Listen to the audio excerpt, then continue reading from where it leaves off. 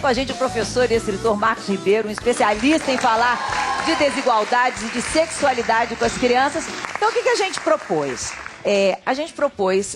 Nós fomos a uma escola no Rio de Janeiro, pedimos para 7 pais de crianças entre 6 e 9 anos que assistissem a esse vídeo e que dissessem o que eles achavam. Vamos dar uma olhada.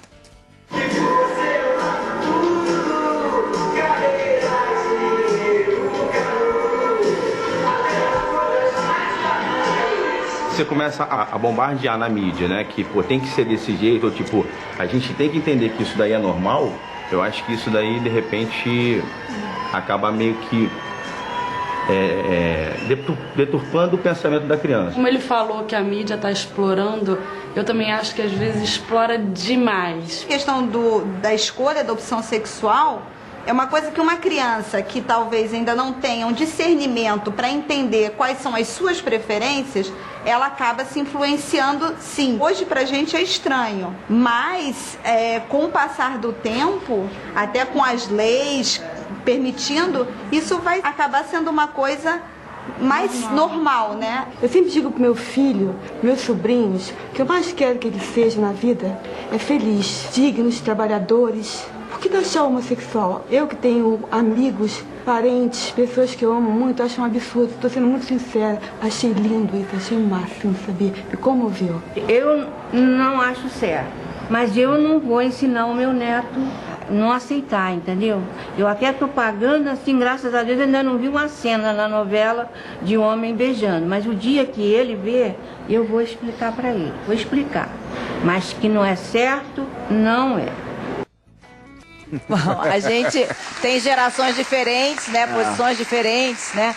Eu vou botar o Marcos Ribeiro nessa conversa, que é um especialista em analisar até materiais educativos para serem usados em escolas, para a gente ver de que forma conversar, porque exatamente isso, se torna-se muito natural desde cedo essa conversa com uma criança, fica muito mais fácil. Eu sou um pouquinho antiga, eu lembro do escândalo que foi, por exemplo, uma grávida botar a barriga de fora, como foi a Leila Diniz. Do escândalo que foram os primeiros biquínis, né, muito mais cavados do que antes. E até mesmo a gente vê em pesquisa, quando as mulheres começaram a ir de bermudão à praia, ou seja, tudo vai gerando uma evolução, natural. A gente vai, tudo que é novo causa de início uma certa estranheza. E o novo, no caso, é as pessoas estarem se assumindo mais publicamente.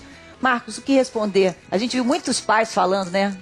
O que dizer para o filho numa situação como essa? Na verdade, a gente tem uma dificuldade de falar da sexualidade. Então, assim, a dificuldade, me parece, é muito mais falar de sexo com o filho do que falar de diversidade sexual. E como a gente viu no vídeo, o que fica claro ainda é que as pessoas, e o Zé falou aqui, trazem o preconceito, trazem a doença do preconceito. Na hora que a gente aborda com os filhos ou com os alunos essa questão da sexualidade e da diversidade, a gente está mostrando para o filho que não existe só o modelo papai e mamãe. Existem outros modelos e que, na verdade, esses outros modelos devem e podem ser respeitados. O que é curioso é que no vídeo algumas pessoas falam assim, porque de repente pode meio que influenciar, né? É uma preocupação de muitos pais, né? Que uma cena ou que o fato de estar convivendo haja um tipo de influência. Na verdade é o seguinte, quer dizer, ninguém pega uma homossexualidade, né? Teve até uma pessoa que não é algo que se pega, não é gripe, né? Homossexualidade faz parte da orientação sexual de cada pessoa. Então, no vídeo falava assim também, a opção sexual da pessoa.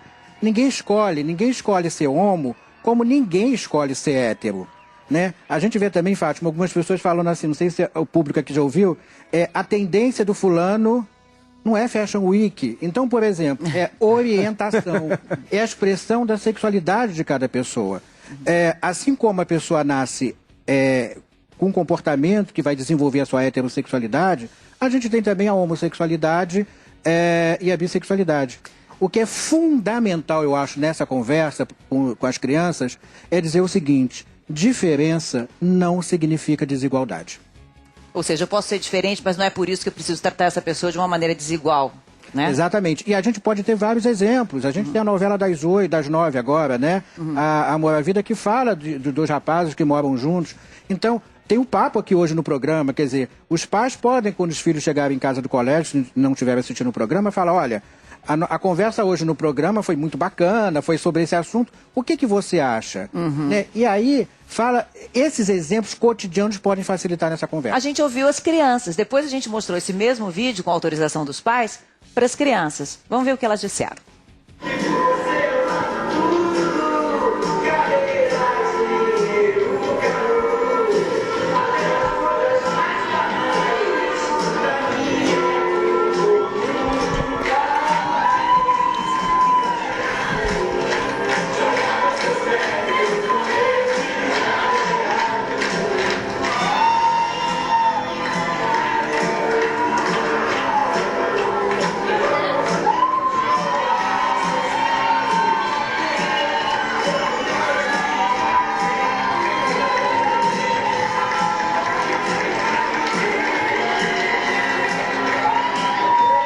Os dois homens se beijaram na boca. É um casal homossexual. Eles são gays! Homem beijando homem é muito nojento. Eu achei que o final foi estranho e também casar com um homem, mas o vídeo é legal. Legal, estranho e nojento. Mas o legal foi que eles se casaram, ficaram felizes e pronto. Ele já viu de uma maneira que no final foi tudo bem, né? Estavam felizes. E aí, assim, perguntar para eles, nojento por quê? Mas é que tem a criança nessa idade, quando ela vê uma cena de beijo entre heterossexuais também, ela acha nojento. Ela também acha. Tem a fase, eu lembro de ter assim, um grupo de crianças pequenas vendo Meu Primeiro Amor, e no final tinha um selinho do menino com a menina, a cena era assim.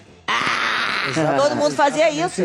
Aí, 3 anos depois, eles viram o filme de novo, foi uma farra quando eles viram o selinho. Quer dizer, então, essa questão da sexualidade inicialmente nessa faixa também não é, às vezes não é nem só a questão de serem 2 homens ou 2 mulheres. Eu acho é a que questão coisa da boca, Coisa da boca. É a saliva, né? Argue. A gente está recebendo... Falavam, Marcos, a partir de que idade? Ali eram crianças de 6 a 9. A partir de que idade a gente já deve falar?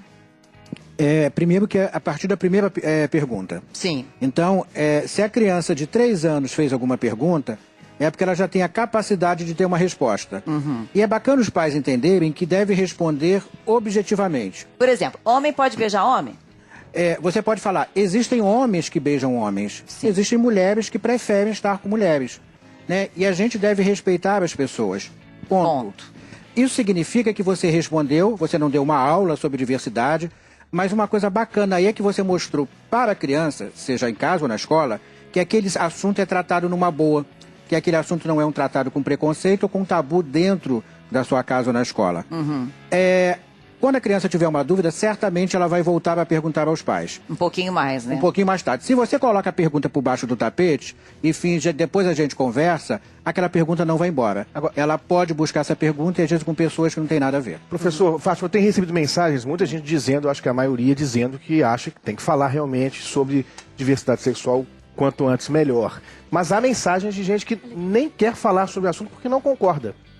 Gente dizendo exatamente isso. Se essa criança que o senhor disse aí, quando a Fátima perguntou, se ela, quando questiona sobre homem pode beijar homem, estiver inserida numa família que não aceita tratar deste assunto, qual é o risco? Veja só, eu acho que a gente tem que pensar, primeiro respeitar a opinião da família, a religião da família, porque a gente vive num país com realidades completamente diferentes. Uma coisa é você não gostar e não aprovar, outra coisa é você desrespeitar. Outra coisa é você partir para a violência. Então você pode dizer, olha, aqui em casa a gente não acha legal. Aqui em casa a gente não aprova esse tipo de coisa. Agora, o fato da gente não aprovar não significa que isso não exista, que as pessoas não devam ser respeitadas. Ou, por outro lado, dizer que é doença ou coisa por aí. Então acho que isso tem que ficar muito claro. O que a gente pensa e o que a outra família também pensa. Porque você pode até achar que não tem nada demais, o seu filho vai para a escola com esse assunto e pode começar a ter problema com os outros coleguinhas, porque a família, os seus pais pensam diferente dos outros. Então, assim, aqui em casa a gente pensa assim, mas nem todo mundo pensa desse jeito. A Tatiana falou que ela espera, e não só, obviamente, em relação a esse assunto, mas em qualquer assunto, ela espera essa dúvida da criança e normalmente é uma orientação que a gente recebe mesmo. Responde de acordo, como você falou, com a demanda. Esse é um bom caminho? Quer dizer, se a criança ainda não perguntou, espera, ou se vir uma cena qualquer, aí sim, usa como oportunidade para uma conversa? Esse é um bom caminho até uma determinada idade, Tatiana. Então, se o filho tem 6 ou 7 anos, já pode começar a inserir esse assunto dentro de casa. Ou lendo um livro, ou pegando a cena da novela, ou que caso ele veja a novela, ou vendo qualquer exemplo que tenha na vizinhança ou numa revista. Porque o bacana de educar para a diversidade ou para a sexualidade é você não chegar e dar uma aula, né? Hoje nós vamos falar de sexo ou de diversidade, não é isso. Mas é você aproveitar o cotidiano da sua casa. Todo dia a gente tem exemplos importantes para abordar esse assunto. Até porque o assunto pode começar falando pela questão de gênero. Quer dizer, o que é gênero? É a construção do feminino e do masculino. O que é ser homem e o que é ser mulher? Isso a gente tem dentro de casa, a gente tem em todo canto. Marcos, eu queria, só porque a gente vai precisar encerrar esse assunto, eu só queria que você dissesse para a gente o seguinte: como é que é possível a gente tornar uma sociedade menos preconceituosa, mais tolerante? Eu acredito sempre na educação. Acho que a educação tem um papel fundamental para a gente mudar essa sociedade desigual. Programas como esse, como tantos outros, podem ajudar muito a lidar com esse assunto. Agora, enquanto as pessoas não pararem para respeitar as outras pessoas, independente de raça, cor, orientação sexual, estado civil, enfim, se as pessoas não respeitarem as outras, a gente ainda vai continuar com esse tipo de violência. O que me caracteriza ali, rapidinho, no que a Angélica colocou, é muito mais, ou tanto quanto a violência, essa impunidade que agora está acontecendo. E o que fica muito claro é o seguinte: na verdade, Angélica, essas pessoas mataram não um garoto que considerava homossexual, mas de repente se mataram no outro. Porque muitas vezes o ódio vem porque a outra pessoa espelha a sua homossexualidade mal resolvida, mal trabalhada.